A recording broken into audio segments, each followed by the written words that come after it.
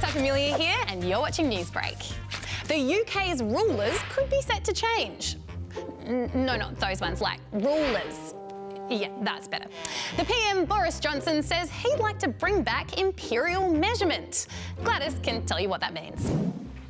Hi, can I please have a kilo of apples? No. Okay, can I have a kilo of kale? Nope. Please? Yep, over in the UK, you might not be able to get a kilo of, well, anything. The country's leaders are thinking of bringing in a new measuring system, the imperial system. Well, it's not actually new. It was the traditional measuring system in Britain from the early 1800s. In fact, it was used in a lot of places, including Australia, but we replaced it in the 1970s with the metric system. Then in the 2000s, the EU introduced laws saying produce had to be measured in metric in the UK. So what's the difference? Well, metric is what you're used to. Measurements like kilograms, meters and litres, which are all based on multiples of 10. The imperial measurement system uses things like feet and miles to measure length and pounds and ounces to measure weight. These days, there are only 3 other countries that use the imperial system: the US, Myanmar and Liberia. In the UK, it's still used a little bit in shops and on the road where speed is measured in miles per hour. But now the PM Boris Johnson wants to take everything back to the good old days of imperial. Can I have 3 pounds of apples? Are you sure? That's a lot of apples. I don't know. Some people reckon the change could be super confusing, especially for school kids who've grown up using the metric system. But others reckon the switch to imperial would be a great celebration of British culture and tradition. Nothing's decided yet, but the world is watching as the UK inches towards a big change. Australia, get ready to meet the new opposition leader. It's Peter Dutton.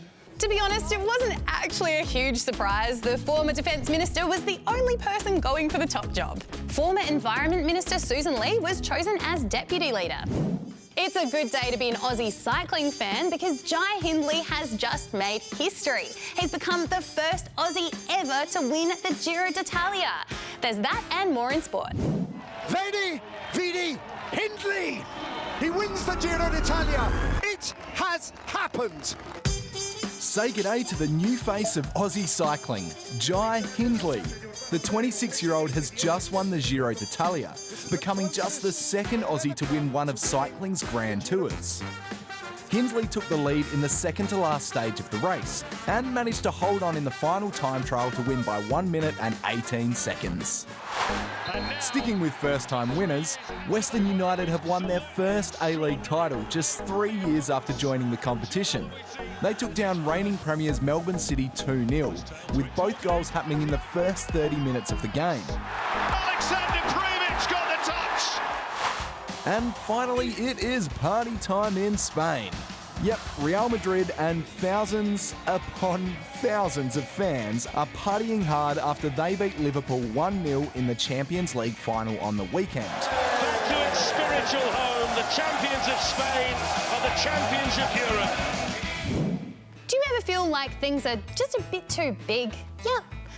Well, these next stories might make you feel small. But I am small. Well, you'll really like this then.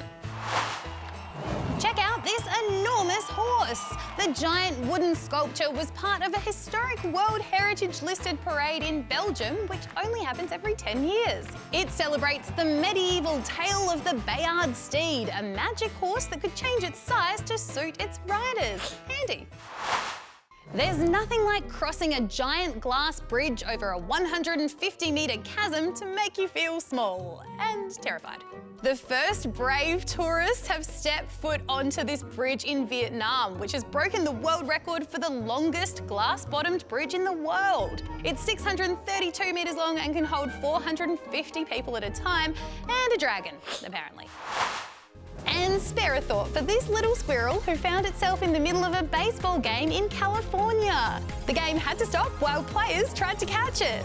It went on like this for a while, until eventually the grounds crew managed to catch it and set it free.